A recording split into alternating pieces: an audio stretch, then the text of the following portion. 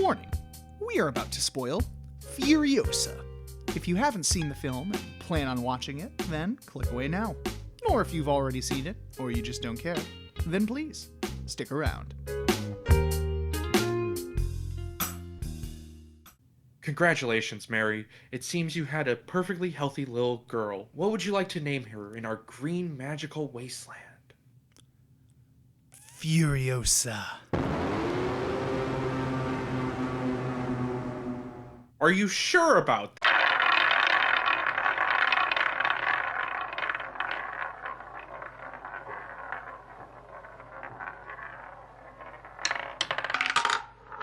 Hello, everybody, and welcome back to yet another episode of Cinema Roulette here on whatever podcasting app you're listening to us on, or YouTube. YouTube is also technically a podcasting app. It's labeled as a podcast. That's true. Now it is. But, yeah, we're back yet again, and we are actually completing yet another series. We're getting through this thing that's been around since 2021 or 2022 we started this. Yes, we are, so that is very exciting. Now I want to know. Look it up! Fine, I will, because I know the first episode was Lone Wolf and Cub. Yeah. I will. No, I was wrong on both accounts. It started in 2020. We've been doing this wheel for 6 years, man. Started May 19th. Wow. That's crazy. We're still fucking here. Yep. Anyway, yes, we are finishing up another tab of this wheel. Is that what they're called? Tabs? I don't know. Slot, tab. Yeah. It's our show. We can call it whatever the fuck we want. We could call it fucking Tiddlywinks. No one cares. Exactly. So yeah, today, should I just say the title? Yeah, I think that's how we segue into episodes. Oh, wow. Shit. You're right. No. But today, we are doing Furiosa, a Mad Max saga. The third. Self.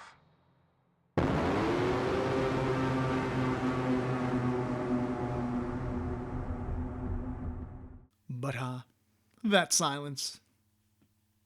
The silence. Sublime. And because I've been doing this for every series wheel movie now, last time we covered Mad Max was episode 213, an episode no one watched. Yeah.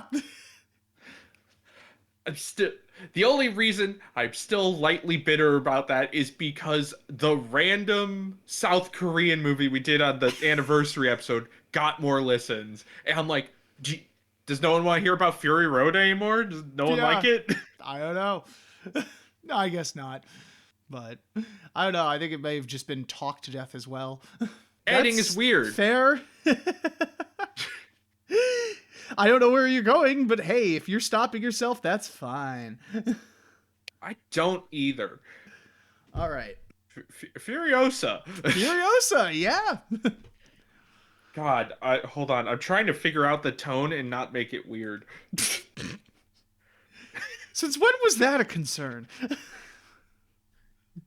No, this is weird in a way I don't like. I like our normal level of weird. Gotcha. With Furiosa, though, Cameron had seen this before. I had not. Yep. And honestly, God, this is such a nice movie after Predators. It really is so much better paced, so much more thought put into it. It was very refreshing to see. Yeah, because I'd seen it beforehand and was pleasantly surprised with how awesome it was. It's also funny how a 2.5-hour movie flew by a lot faster than a movie that was an hour 45. Oh, yeah, 100%. But we should probably get into the synopsis of this movie. Yeah, well, hell yeah. Luckily, we have chapter markers. So chapter 1. Pole of Inaccessibility. Ooh. We open in the green place. case you for some reason don't know, Furiosa is a prequel to Mad Max. Yep. Fury Road.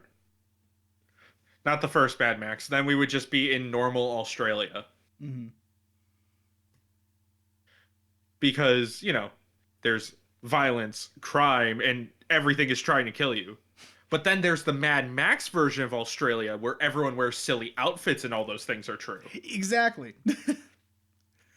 And the scary ass animals, yeah, they're still there. I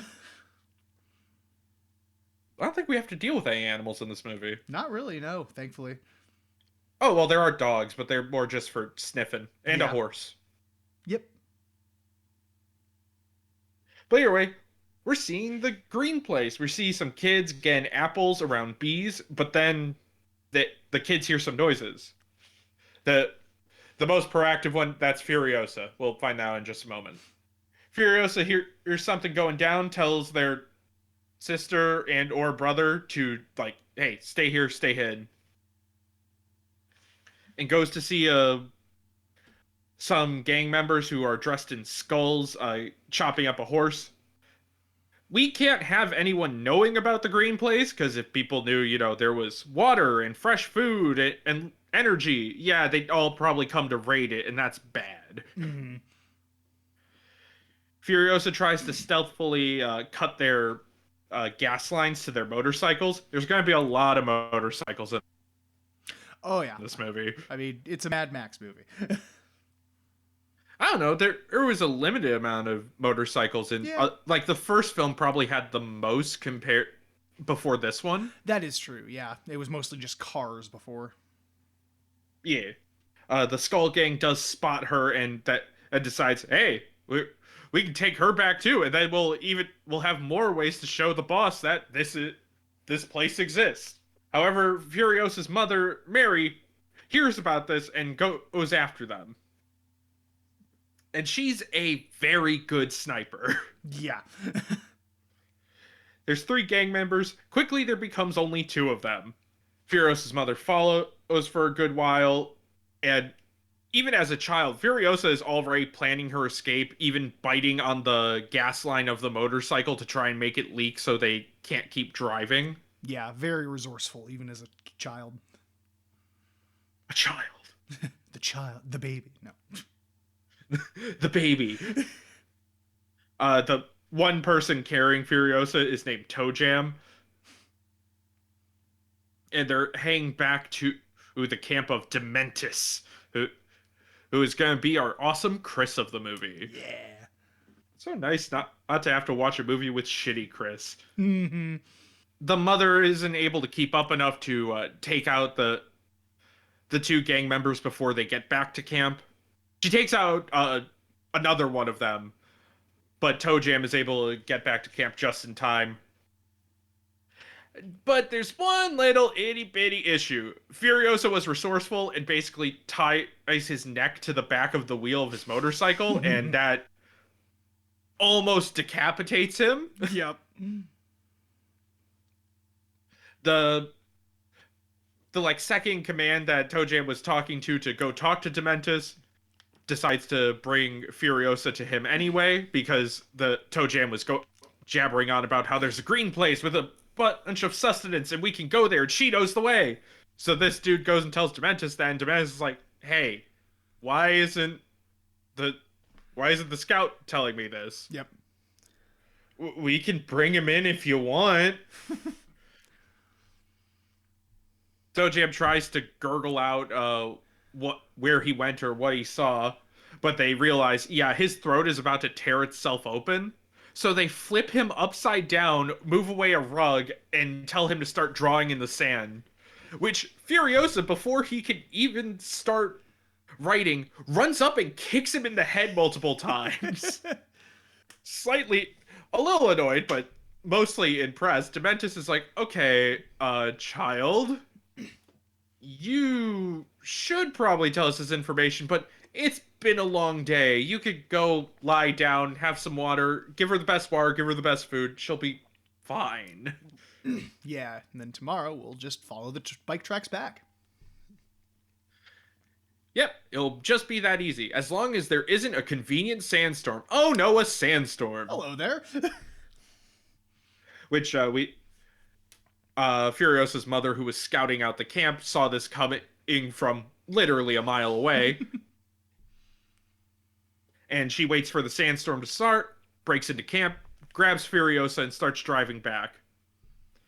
However, due to not killing one of the people in the tent because they were also a woman, they said, like, I have kids, please don't kill me.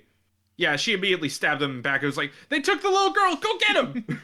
Furiosa and her mother are being chased. They get into a rock formation, and her mother is just like, run, hide, and then wait for them to be gone. Once they're gone, make your way back to the green place. Mm-hmm. Promise me you will do both of these things. Furiosa says nothing because she is going to break these promises in less than 2 minutes. Yeah. The mother stands her ground, sniping a couple of the gang members, but eventually gets overpowered. Furiosa comes running back to want to make sure her mother is alive, and yeah, they already crucified her. Yep, she's already strung up on a cross. Dementis tells Furiosa to watch, because, villain. And with that, Furiosa is now going to be stuck with Dementis for a bit. Basically held prisoner until she says where the hell the green place is. Mm-hmm. Not in a super bad way, like, she's in a cage, but they're still giving her food, water.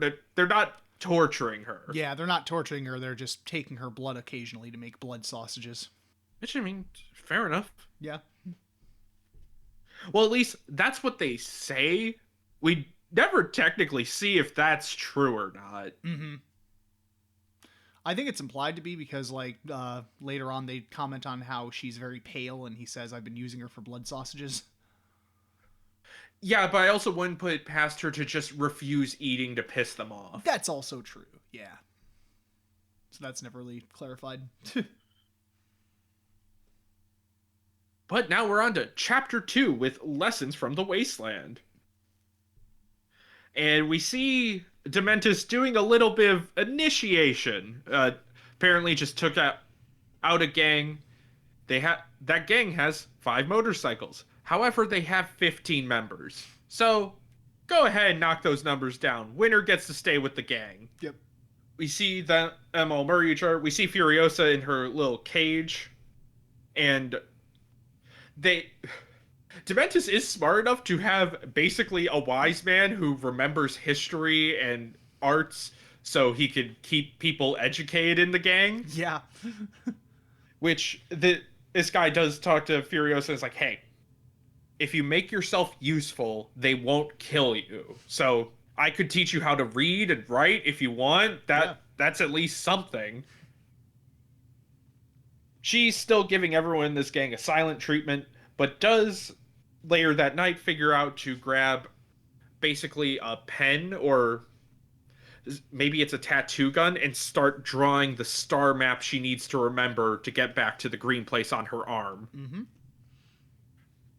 I'm sure this won't be an issue later. No. I know it would have sucked more, but... And also, we need movie stuff to happen. Yeah. But wouldn't putting on, like, I don't know, your inner thigh be better? You would think, but... Or, like, a little further up the arm, like on the shoulder or something. Yeah, so that way even a t-shirt covers it. Yeah. I was going to make a Bioshock Infinite joke, but I couldn't think of a way to word it. Because of Booker's fucking JD on his hand. Oh, yeah. The heretic symbol. Or was it J? Or was it A? I forget. Yeah, something like that. The symbol that brands him a heretic. They sees a sign saying that and then doesn't cover it up. Anyway, different thing. We're driving around the waste for a bit, and then we come across a war boy with an arrow through his head. It's still alive, though. Yeah. Didn't hit anything vital, apparently. And the war boy guy, just by Dementis asking a pretty simple question, tells him about Joe's citadel down the road, what Valhalla is, their beliefs, and it's like, cool, let's go take that place over. Yeah. They ride into Joe's camp, and they're like, peasants, get out your leaders. We will execute them, and then we'll make your life better. We will give you food, water, all that you want. Joe and his higher ups step out and go, okay, so you want to take over? What? One little thing before we get this whole shindig started. Pick a war boy. Huh? Pick one. Anyone. So, oh, they do. They pick one of the war boys, and he immediately sprays himself with chrome, grabs a bang stick, and then thunder stick. Yeah, thunder stick.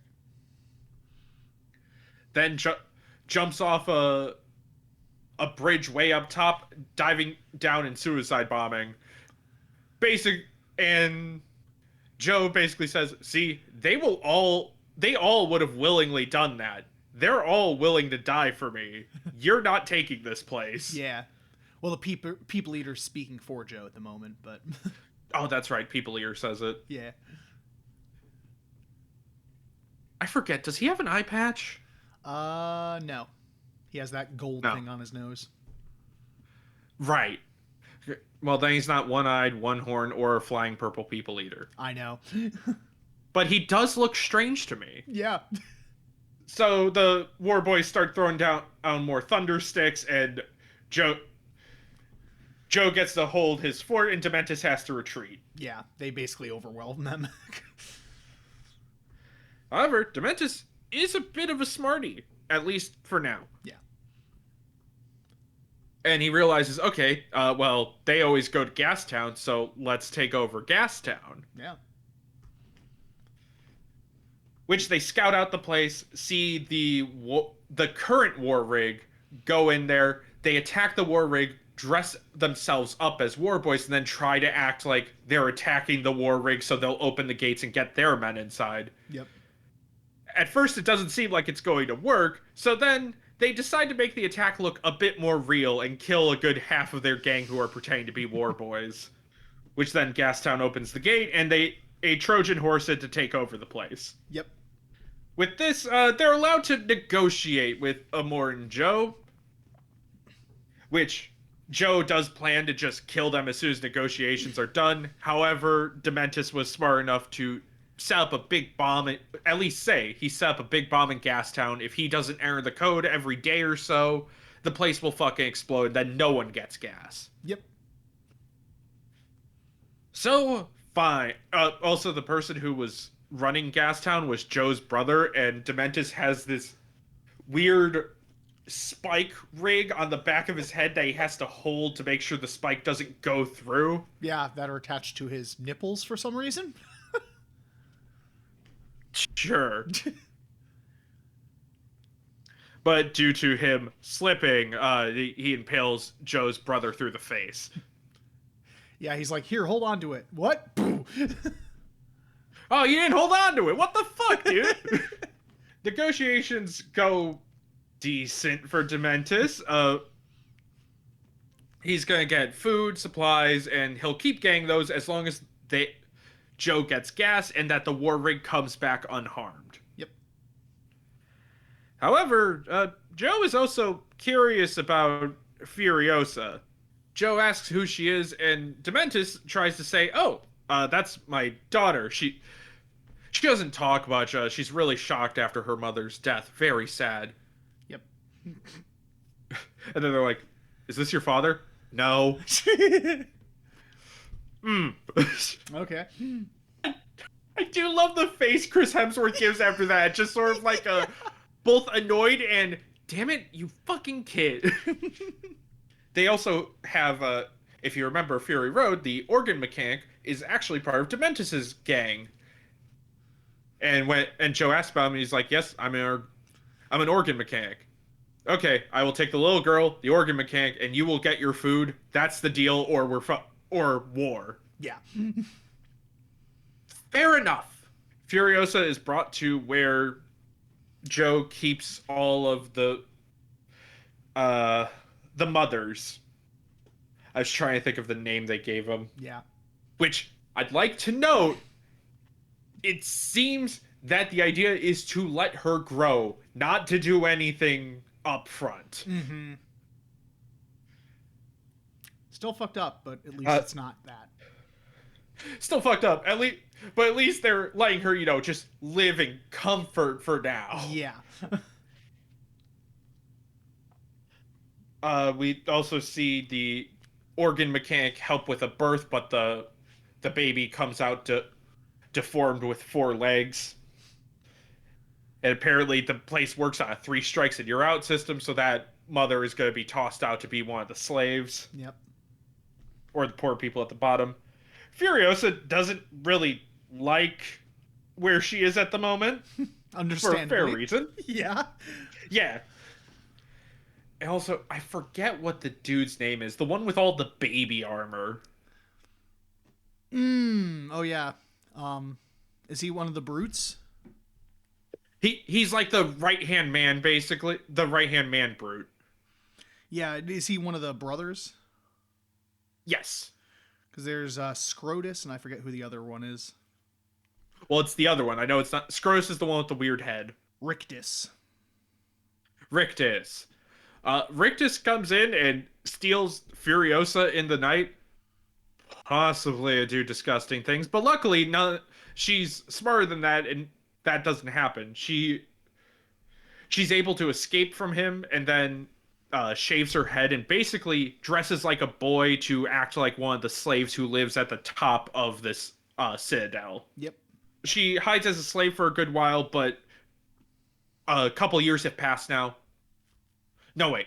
We haven't jumped in years yet. There's a moment where they're trying to bring a truck up to the higher parts of the cave so they can make a new war rig.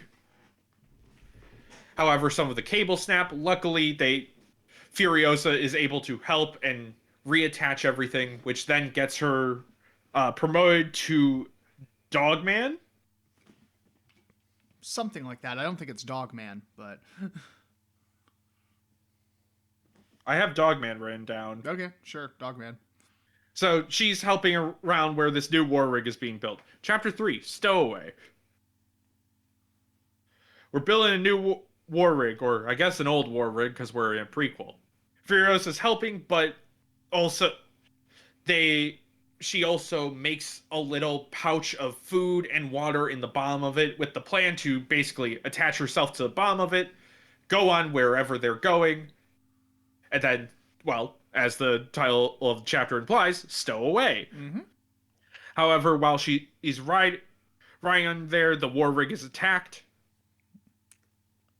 and a big, awesome fight scene happens. Fuck yeah. Fucking incredible. We will talk about it more in a minute. Yeah, we'll go into more detail.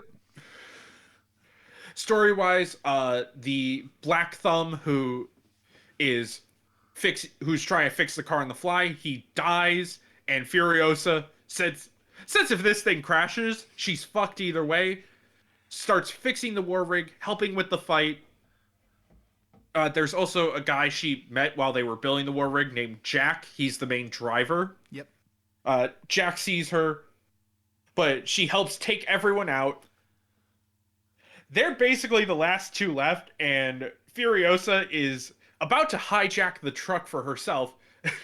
Jack just hits the brakes, she slams into the dashboard, and he pushes her out the door and drives away. Yep. She's kind of pissed. Also, we've had a big time jump since chapter 2. Forgot to mention that. Yeah, you're good. Because we're an hour 30 into this movie, and we just got the main actress who's on the poster. Yep. Yeah, so he offers to take her and train her and then time jump. Yeah, he does. He doesn't drive too far away and walks back and is like, okay, I don't know what your plan was, because the only other places are the Bullet Farm and Gas Town, and both of those places are even worse. Yep. So how about you stick with me? I'll teach you how to shoot. You seem to already know how to do cars. By the time we're done, you'll be able to go off wherever the fuck you want to. Yep. You'll have all the skills needed to survive in the wasteland. So Jack becomes the mentor, and as Cameron said, we jump ahead to chapter 4 with Homeward. Yeah. We open with Jack and Furiosa doing a drive to the Bullet Farm. Furiosa gets her double barrel. Her training is done. Sadly, in this movie full of montages, we do not get a training montage. Yep. And I'll mention that now just because there's no real else to say it. Specifically, I did read that they chose not to do a training montage for that just because it was too cliche. But it's such a fun cliche. I know. Update on the world going on. Dementus is really failing Gastown. Yeah, he is not holding up his end of the bargain and is basically running it into the ground. Due to Dementus getting pissed with having to deal with all this politics and stuff, he just starts a big war. Yep. Like, he straight up attacks the war rig and doesn't give them gas. This pisses off everyone. Amor and Joe is like, hey, Jack, go to the bullet farm with as little gas as you need and fill up that truck as much as you fucking can. So we head to the bullet farm. Before they get there, Jack is like, hey, Furiosa, you're not driving in the war rig, you're driving that car by yourself. Which, luckily, this was smart, because as soon as the war rig's in the bullet farm, the gate closes, and it turns out Dementus has already taken over this place. Mm-hmm. Dementus kills most of the war boys that were with Jack, but Jack is still alive. Furiosa debates just taking the car and running, but has grown to like Jack too much. So she goes back and helps take out all the goons in the bullet farm. Which, luckily, the two do make it out of there. Yes. So then they're like, okay, you know what? Fuck it, we're going. Fuck this war. Fuck Joe, fuck Dementus, we're going to the green place. Yeah, this plan lasts a total of like 2 minutes before Dementus drives up and flips their car. Yeah. They're able to catch up to him pretty quick. Also, during the chase, Furiosa, like, fucking mangles her arm because it gets pinned between her car and Dementus's monster truck. Mm-hmm. So, shit kind of sucks right now. They hang Furiosa up by her mangled arm to watch as they basically drag Jack around and kill him. And then they drive in circles for hours for some reason. Long time. Like seriously, we see time pass. It goes from being sunny to almost the middle of the night. And when they finally stop driving around, they check on Furiosa, and yeah, she pulled her own arm off. Mm-hmm. She pulled her arm off and escaped and stole a motorcycle to drive back to Amor and Joe. Furiosa is living up to her namesake and is fucking angry. She tells Amor and Joe what happened and that Dementus is coming, and also don't go to fucking Gastown. It's a trap. They're just trying to come here to take over the place. Joe is smart enough to listen to her and sends a fake gang to go towards Gastown, and as soon as they see Dementus coming to the Citadel, have them turn around. We get another bit of a time jump as a 40-day war breaks out. Yep. Lots of people die, both on Joe's side and Dementus' side, and during this time, Furiosa makes her robot arm. And then we get to our final chapter, Chapter 5, Beyond Vengeance, which should be a cheesy action movie at some point in reality. Yes, that is like a great title. Furiosa drives up to basically the war front where Joe's men are bickering about which car they're going to take and how they're going to go up and who's going to get to kill Dementus. And during this, Furiosa just takes their car. She's going to handle this her fucking self. And Dementus's army basically dead. He only has his right-hand men anymore and is trying to escape. But Furiosa is quickly catching up. He tells his crew to split. Furiosa goes and kills all of them, then chases Dementus down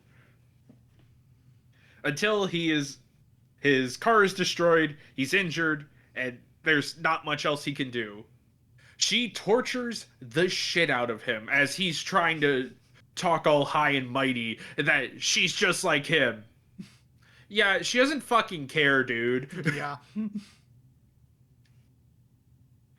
And then, at least because we have had a narrator this whole time, it was the history man that wanted to teach Furiosa how to write. Some people in the Waste say that she just shot him down there. Some people say she crucified him. But apparently, what happened, I did forget to mention one specific thing. Her mother also gave her a seed to remind her of the place she grew up, and told her to hold on to it until she gets back home. Yep. Well, she broke that promise too, because she planted it in the ground, and then it grew through Dementis, who is still alive with the tree sucking the life out of him. Yeah, I'm assuming the organic mechanic had something to do with that. Yeah, or it's like that mythical bamboo torture where they have it grow underneath the person. Yeah. And with that, we see was basically the opening of Mad Max Fury Road as Furiosa sets up the war rig to take away the mothers. Yep. And then the movie ends. And that was Furiosa. Oh boy. The best praise I can give to this movie is that it's a prequel that actually improves the movie it's a prequel to. Oh yeah, definitely. Like, I remember when I first watched this, I was very excited to rewatch Fury Road just because I hadn't seen it for a long time before the movie, and I'm like, man, it did honestly add to the experience. Like, a lot of the scenes and the plot points do hit a lot harder. Yeah, you kind of understand Immortan Joe's anger more. You also the scene where Furiosa falls to her knees and screams. It feels even more impactful because you see through this movie, ever since her mother died, she has been stone cold. Yep, completely stoic, barely saying a word. So that moment, now recontextualized, is her first moment to literally grieve about anything, which makes it seem even more powerful. Yeah, exactly. It's honestly brilliant. I'm legit shocked because usually prequels suck. Usually it's like, okay, we've run out of ideas for a sequel, let's just do a prequel. But no, this is actually a very good character story expanding on Furiosa without bastardizing what we already knew about her. Exactly. It's very, very well done. Yeah, and the thing I like too is it also expands on the world. Like, you get to see a lot more of the world because Fury Road, like we mentioned in the episode, is just a very simple premise. Like, go back and then go forward and then go back to the town. But yeah, this one they expand a lot more. You get to see a lot of the backstories of the characters, how they came to be players in the pieces. I just really respect it for that. I also like how it's not corny with how it shows people turning into those who we know later on. Yes. Like, I honestly forgot Furiosa had a robot arm in Fury Road, so when she actually damages it, it's like, oh shit, that's right, you gotta lose an arm. Yup. Because they still shot that like it was a natural thing. It wasn't like zoom in. Ultra Fans, do you remember? Do you remember this is what's going to happen? Yeah, they weren't like winking at the camera. It was just that happened, and you just naturally think, oh yeah.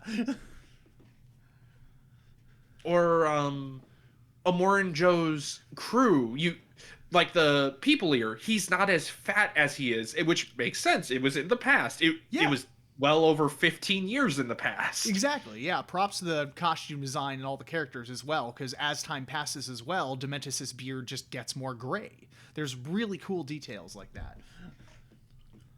Or Immortan Joe, his breathing is still a little more natural than it is in Fury Road, since he's older and has been through war and that sort of thing. Exactly, yeah, because we see that the time between she, like, kills him and comes back, time has jumped to where we are in Fury Road. So a few more years have passed. And yeah, just that and the way they just naturally show time as well is brilliant. Like that one long shot with the wig on the like little thing, and then they just show it growing out. Time has passed. There's no like need for a title card. It's just, this is what happened. Yeah, that's from when Furiosa first escaped Joe's brother. Is the way she did is she shaved her head and then wore the hair as a wig. So when he was trying to hold her back with that, it just pulls off. Yeah. But he tossed it aside. It got caught on the cliffside. Then we see time lapse of a tree growing around the wig. Yeah, it's so cool. It's so well done. There's a lot of time lapses in the movie, which is honestly kind of, I love time lapses just in general. So it was kind of a cool way to show time passing. It was, yeah, because they're not really used as much anymore, honestly. I think because it's hard to have a tone where it works. Yeah, yeah. Like Mad Max can be pretty gritty and serious, but it's light enough and like, what am I trying to say? Like it's not like you can mix it in well, like stylized. It's so like stylized, like almost like a comic book that it really works. Yeah. I will also say, still sticking with how they're showing things are in the past, the reason the war rig we see has like all the chrome and the big mural of Amor and Joe on the side, their reasoning was this is still in the time when Joe feels powerful and wants to show off that power. By the time we reach Fury Road, since the war happened and all that, everything has become more about practicality than looks. That makes sense. I like that. Yeah.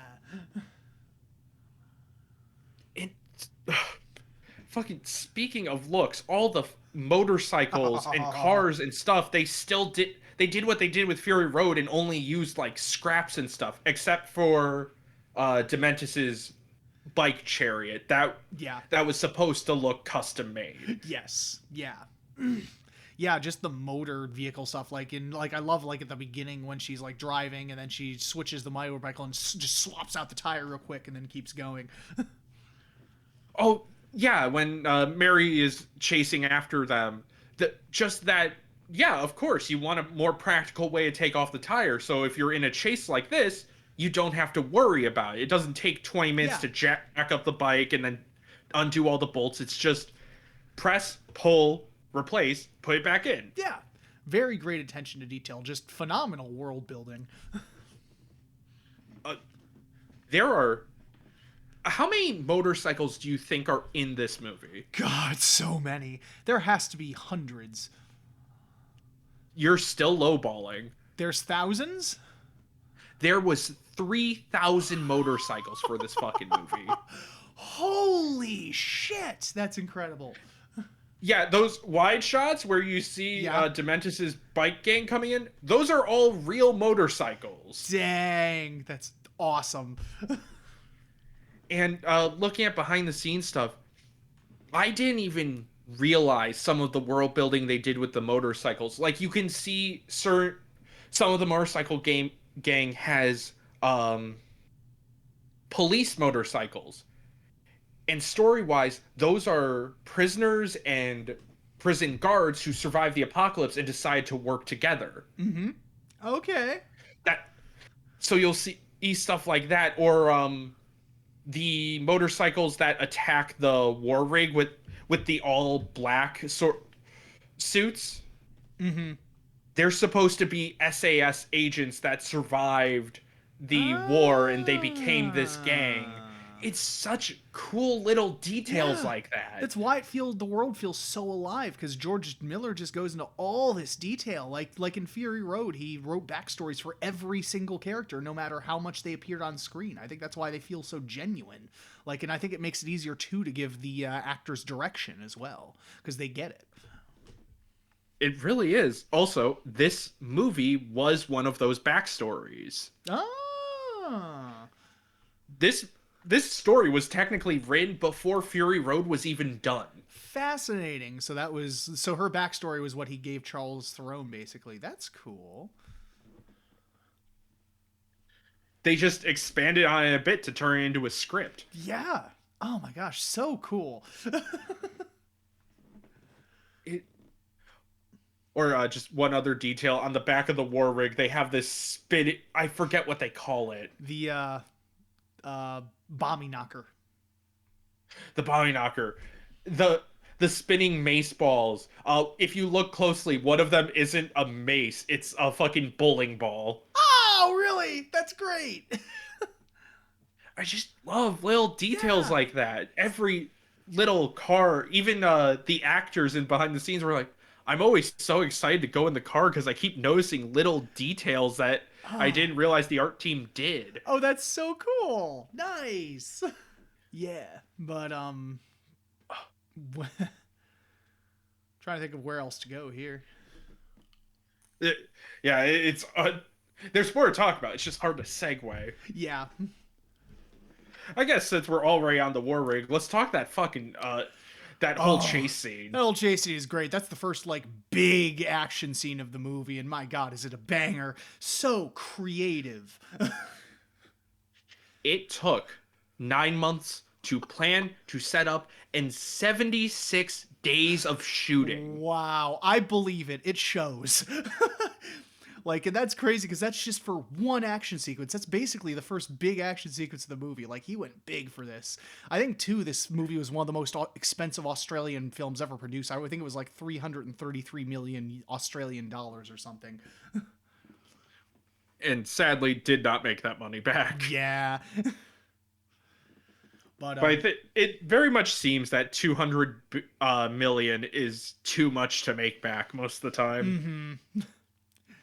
But yeah, just the creativity that goes into it because you have the guys on the bikes, and then there's like they have like when it first really kicks off, like like he's almost like on a ski going back into the bike, and then opens a parachute, and they fly up, and oh my goodness! And there's like a fucking like hang glider bomber that has two people, and then you have the Octobosses thing where he has the octopus on the back. That was just fucking cool. Yeah, that makes him look like a blimp almost. Yeah. And that was Also, it took me. I didn't realize until the octopus thing that was the guy earlier that Dementis screwed over because they said, aren't they with Dementis? Oh no, they broke off during the action scene. yeah, because he was losing control of his gang. Yeah, Also, they fly now. yeah, right. uh, I clap because I know Star Wars. but But yeah, just the way you also I think that it was one of the behind the scenes they describe it as like Furiosa's jump into the deep end of being a war boy, basically, yeah, because she, even though we've seen her even as super young be resourceful, this is her first real combat, and she is just clearly thinking on the fly, trying her damnedest to stay alive. oh yeah, exactly, yep. Because that's why Jack takes a liking to her. Like, yeah, he's like, you're good on your toes. You're kept your cool. You got good vision. Yeah.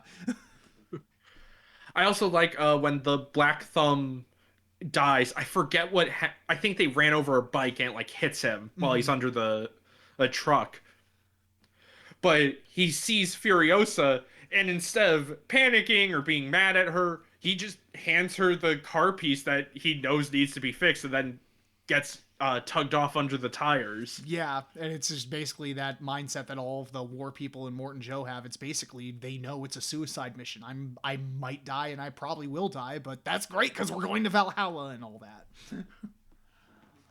Yeah, it's just that Furiosa has to decide in that moment, okay, I have to save this truck or we're all dead. Yeah, basically, because even if I survive, it's just I'm kind of fucked because I have nowhere to go and I'm in the middle of the desert.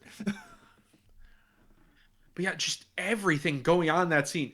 The most insane behind the scenes isn't even the people flying on the cranes and whatnot. It's the war boy that's hanging on the side door and then gets hit with the explosion and the big fireball. Uh-huh.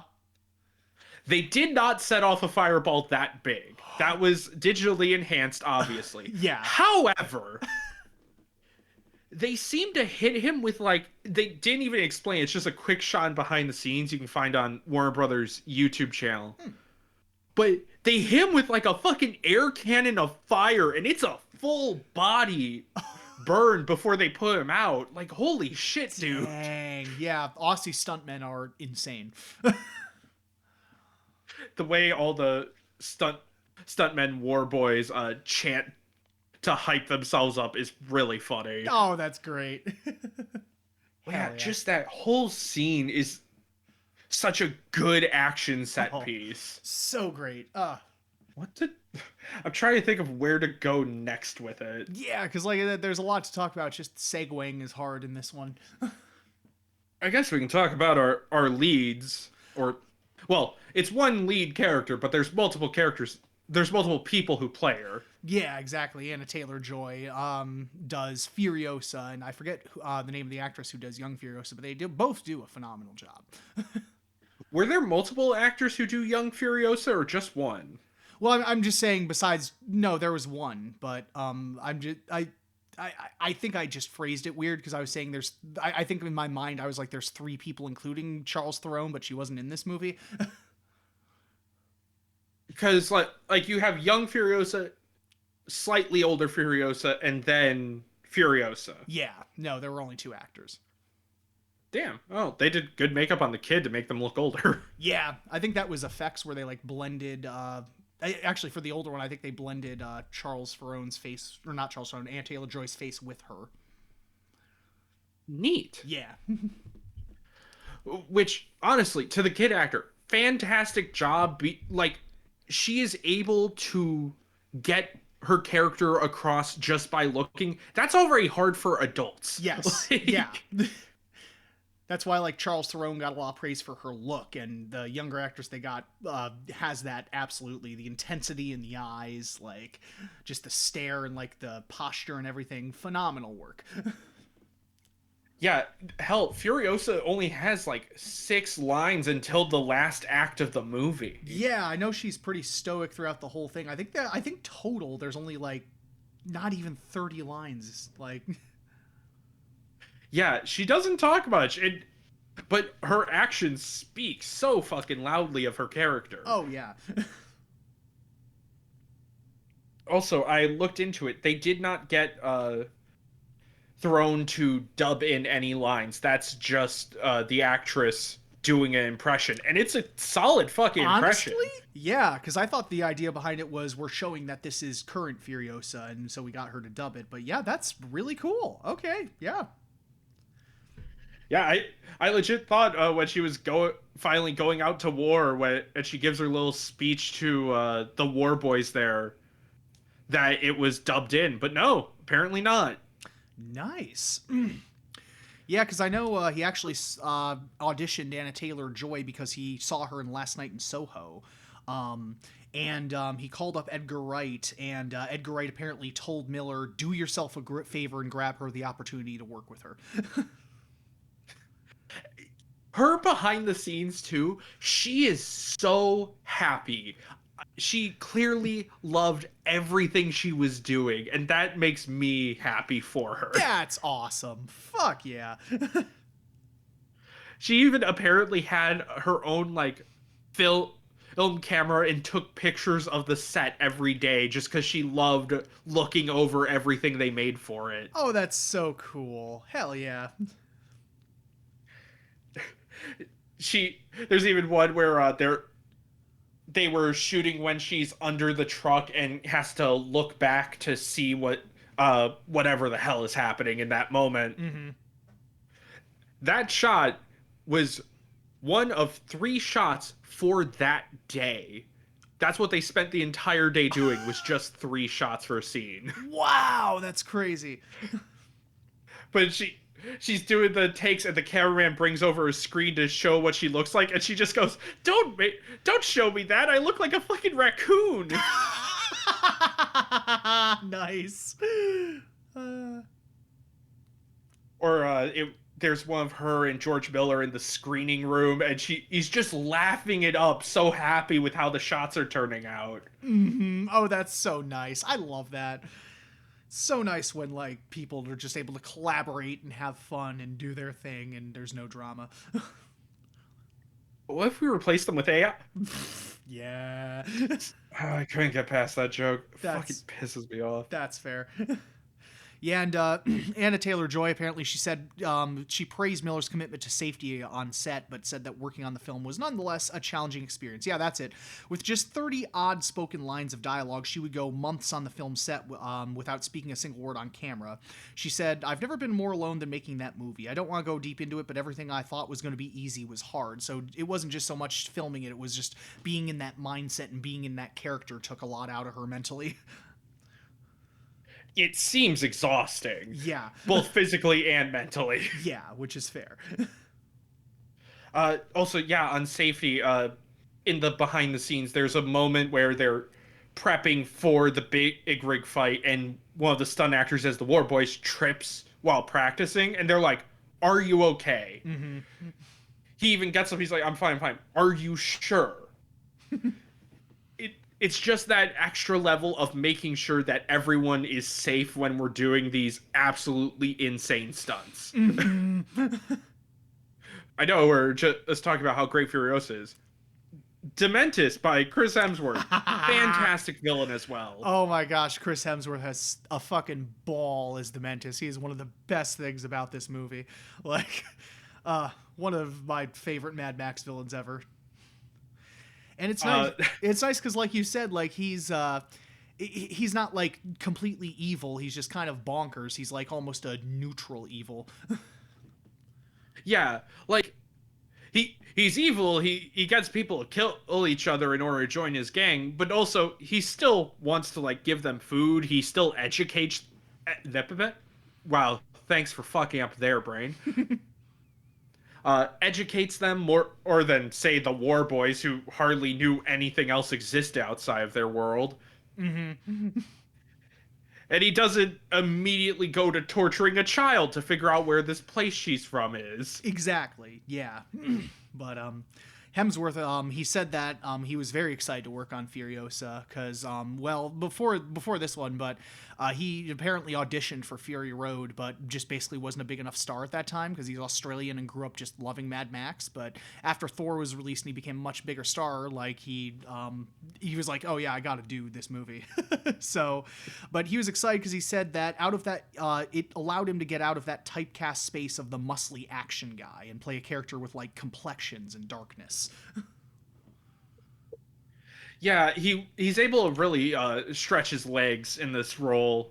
Oh yeah. Just very, very, very good comedy relief, but can also be very intimidating and very scary. Yeah, he's one of those villains where it's like he's talking very light, he's having fun, and then there's a quick moment of violence or just snapping like, okay, motherfucker, here's what I'm doing. Yep. Also, for the voice of Dementis, according to Chris Hemsworth, he did a mix of a carnival barker, his own grandfather, who he quickly points out is a lovely man, and a seagull. No, oh really? That's interesting. Nice. Yeah, because we were noticing he was like doing a little more. We almost thought it was a more exaggerated version of his Aussie accent, but that was the mindset. Nice. That's cool. I like to think the seagull came through the most. Yeah. It's almost like, no, listen here. Yeah. Yeah, all right. But yeah, everyone does a great job. The guy that got to play Immortan Joe does really good, and I understand because I know the guy. He was the guy who played Toe Cutter, right, in the Fury Road, Mm-hmm. and he had passed since then. But yeah, Immortan Joe was I guess luckily easy enough to replace because he's under heavy makeup and has the mask all the time. Also, if I remember from what I was looking into, the actor I think the actor might have been related to the original actor for Immortan Joe and was like, I really want to do this Okay. since he passed away. Yeah, that's really cool. Because he does play a major role in this movie, more so than Fury Road. Also the guy offered because he knew he could recreate Hugh's voice. Oh, cool. Nice. But yeah, and I think they brought back a lot of the side characters too. I think everyone else was mostly the same character. Yeah. Also, we did see Max for like 3 seconds. He's there with the interceptor. Yep.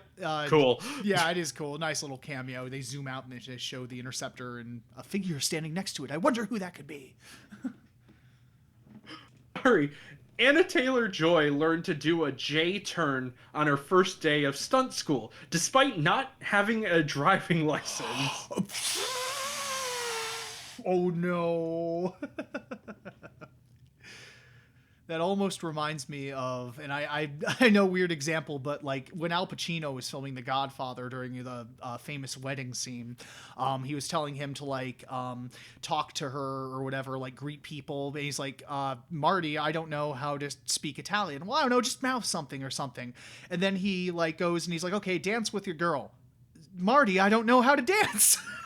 And so he's like, I don't know, just follow along with it. But eventually he's supposed to drive her away in the car, and he's like, Marty, I don't drive. God damn it. Yeah. Just throwing Anna Taylor-Joy into the fire, though. Holy shit. But yeah, props to all the actors, and yeah, props to all the crew as well. Like, cinematography, top-notch. Sound design, great. I think my only negative with the movie is the editing isn't as tight as it was in Fury Road. Yeah, there is definitely like, yeah, like, because Fury Road was so tightly edited, there was like a lot more cuts, a lot more stuff like that. But this one, I think he goes for a slightly different style, because I noticed a lot more long takes, like a lot more like one shots where characters are just up against each other, like talking to each other. So. And like there's that incredible one shot during the war rig fight where we see the guy go up to a parachute and the camera follows him getting off the bike, going up in the air, and then panning over the truck to get to the cars on the other side. Oh, so cool. Yeah. But my main problem with the editing is there's a lot more like very quick zooms. And honestly, to me, they read as very cartoony and not in a good way. Yeah, because I think there were a lot of quick zooms in Fury Road, but it was so tightly edited that it just kind of mixed well. Here, they just kind of happen. I think it's just like the editing around it's more like traditional, and then once you get to the zooms, it's a little more jarring. And I think the zooms are a bit slower than Fury Road. Like, Fury Road is very much a crash zoom, but this one, you can feel the length of it getting closer. Yeah, like the most egregious example to me is like when like he's backing away in the car and then just all the way up close and yeah, like you can I think mainly when Furiosa is under the truck, there's this weird zoom towards her. Yeah, it's a little odd. And I will say a bit of the CG is a little wonky. Like, they use a lot more CG, and understandably so, because actually doing all of it practically would have been extremely dangerous. Especially with all the motorcycle stunts in this, it would have been very dangerous. Yeah, so he was a little more open to using a bit of CG in this. So, and for the most part, it's pretty solid, but there are a couple shots which are Yeah, there's a few where it's like, but those wide shots, the beautiful desert is so cool. Oh my god, it's so gorgeous. Yeah, like, yeah, and especially like just anytime they're chasing someone through the desert, there's these giant dunes, and he's not afraid to show like, you know, these really deep crevices, and they go like down them, around them, and Chris Hemsworth goes like at the end up the mountain in the car, down the mountain. It's so impressive. It's all really cool to look at, and it's one of those films where you really see what happens when everyone is working towards the same goal. Oh, yes. Oh, my gosh. Yeah, when everyone's on the same page, working hard towards this project, because, my goodness, getting this made was, I'm sure, exhausting for everyone. Just really well done. It's really good to see just a sequel like this that's not only a prequel that's good, but just a really good movie. Yeah, seriously. Also, all the other characters do a good job. It's just Furiosa is like it's the main focus. It's her name in the movie. Exactly. It's a Mad Max saga. It's her story. But I also like the relationship with her and Jack. Like, it's clearly a little romantic, but it's not. It doesn't completely hardline the movie. Like, oh, here's Furiosa and her romance. She still has the goal of get home. Yeah, exactly. She's still focused, even though, yeah, she builds up some semblance of a relationship. It's not like overtly romantic. Yeah. Uh, Besides that, anything else? Uh, I think that's about it, honestly. Yeah, definitely a really good prequel. But I think the only other thing to mention is this kind of did bomb at the box office, didn't it? It did, but to be fair, it wasn't too long after COVID. Yeah, which is understandable. Not a lot of And people were going to theaters. yeah. Actually, no, wait, this was Or 24. no, Yeah, it was it 24. just Yeah, it was still a bit after, but hell, in case no one's noticed, economy's gone a bit worse, and theaters have been having issues since COVID. yeah, and I think, like you said, like earlier too, just because the film was so fucking expensive to make, it's just hard to make that back. It's hard to make that money back, but also like Mission Impossible 7, Yeah. the budget was so fucking worth it. Oh, 100%. Like you can just feel it. So nice to see in action movies. I'm sure this will become more of a cult action film as time goes on. Oh, 100%. Yeah, it's a bit early to tell at this point, but I'm sure that this will definitely generate a following. And hell, it usually takes about over a decade to make these movies nowadays anyways, so by then people might be demanding a sequel. It did take 9 years for this to come out. Yeah. But yeah, I think that's about it. So, Well, it isn't everything, because we do have to rate this movie, as we've done for every movie, yep. and with our normal rating system. So, Cameron, Yes. if this movie was a taxi driver, how much would you tip them?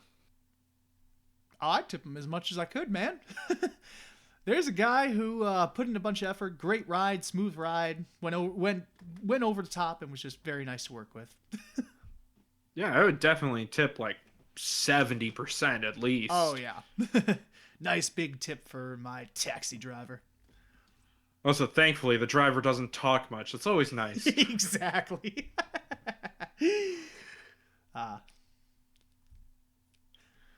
But is it time for the thing? It's time to do the thing. Now, so if you didn't listen to the last episode, you may be confused because usually we do 4 from the series wheel and then 4 from director's wheel.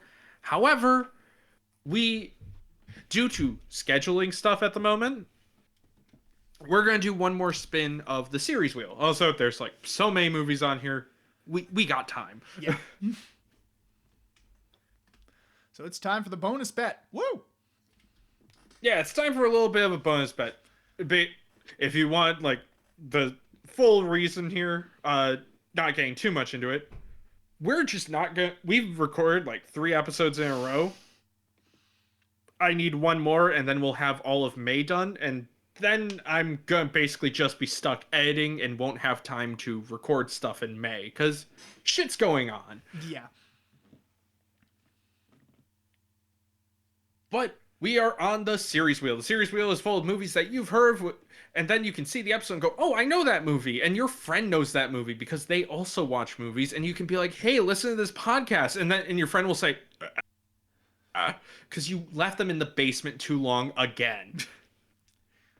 Just remember, don't leave your hostages too long. Otherwise, they'll tear their arms off and escape and get revenge on you. It Exactly. sucks. But either way, it is time to spin.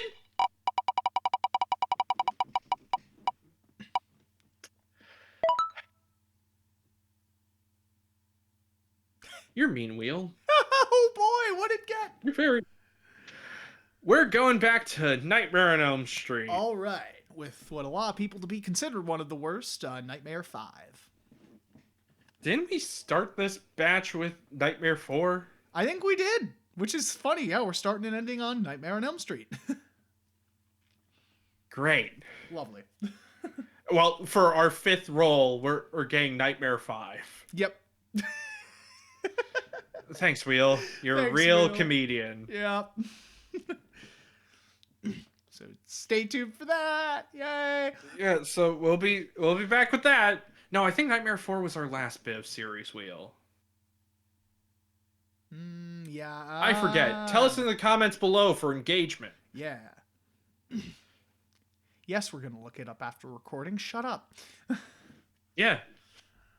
Anyway, it's gonna get cut off because that's the good